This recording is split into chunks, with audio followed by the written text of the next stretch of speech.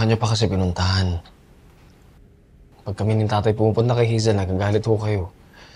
Tapos, pupuntahan niyo mag-isa na. Ang tapang niyo naman po. Nga po, Nay. Buti hindi kayo sinaktan ng demonyong yun. Hindi. Hindi ako papayag. Buti naman ho. O, ano na, may napala ho ba kayo? Wala rin naman, di ba?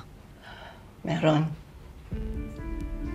Kahit hindi niya diretsahang inamin, nahuli ko siya. Nay, hindi naman po ibig sabihin na hindi sumagot sa inyo si Hazel. Eh, umamin na siya. Nay, hindi po laging totoo yung silence means yes. Pero totoo ang mother's instinct.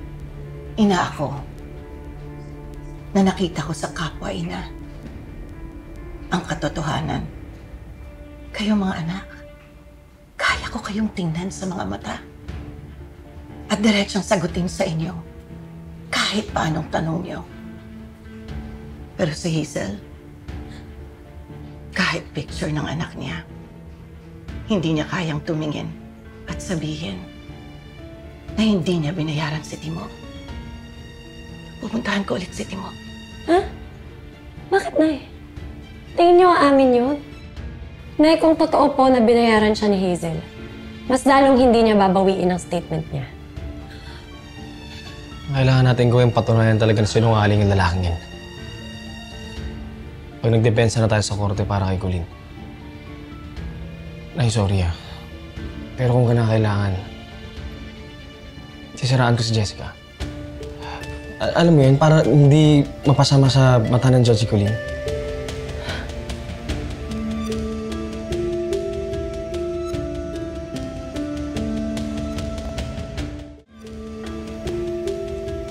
Yan ang wag na wag niyong gagawin, mga anak. Ayokong magsinungaling. Kahit sino sa inyo. At ayokong bahira ng masama ang alaala ni Jessica. Eh, ano ang gagawin natin, Nay? Hindi ko alam sa ngayon. Pero, ayoko magsinungaling tayo sa korte. Magsasabi lang tayo ng totoo. Walang magsisinungaling sa atin.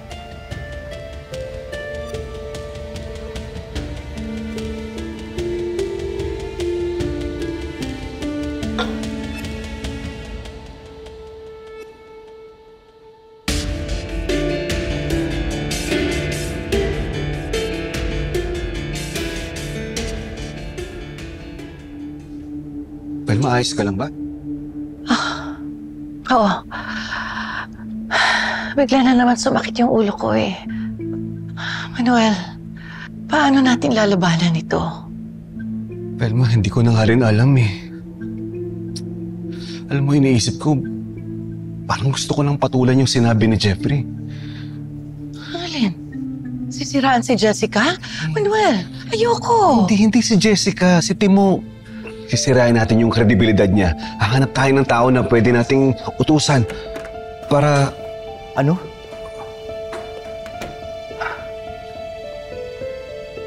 Kukuntsabahin nyo para gumawa ng kwento para sirain yung credibility ng witness ng prosecution? Ang sabi ni Atty. Yeban, lahat ng kausapin niya tungkol kay Timo, magaganda ang sinasabi. Pero I don't believe he's clean. Kaya nag-hire ako ng private investigator para kalkalin ang baho niya sa buhay. Para sirain ang credibility niya, dapat may hawak tayong ebidensya.